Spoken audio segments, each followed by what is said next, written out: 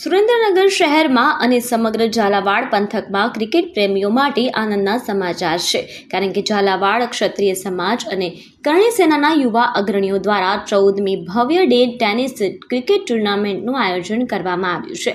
સુરેન્દ્રનગરના સરદાર રોડ, કૃષ્ણનગર, પાણીની ટાંકી નજીક આ ટુર્નામેન્ટનો પ્રારંભ કરાયો છે, જેમાં કુલ 32 ટીમોએ ભાગ લીધો છે. ખાસ કરીને કચ્છ, રાજકોટ, ભાવનગર, જામનગર સહિતના શહેરોના ખેલાડીઓ પોતાની રમતનું જુનૂન બતાવવા માટે સુરેન્દ્રનગર આવ્યા હતા. ખેલાડીઓને વધુ પ્રોત્સાહન મળે તે હેતુથી આયોજકો દ્વારા ચેમ્પિયન અને રનરઅપ ટીમને ટ્રોફી અને રોકડ રકમ એનાયત કરવામાં આવશે. આ ડે ટેનિસ ક્રિકેટ ટુર્નામેન્ટની ફાઇનલ આગામી 22મી ડિસેમ્બર રવિવારના રોજ યોજવામાં આવશે, જેમાં બહોળી સંખ્યામાં ક્રિકેટ પ્રેમીઓ મેચ નિહાળવા ઉમટી પડે તેવી શક્યતાઓ છે.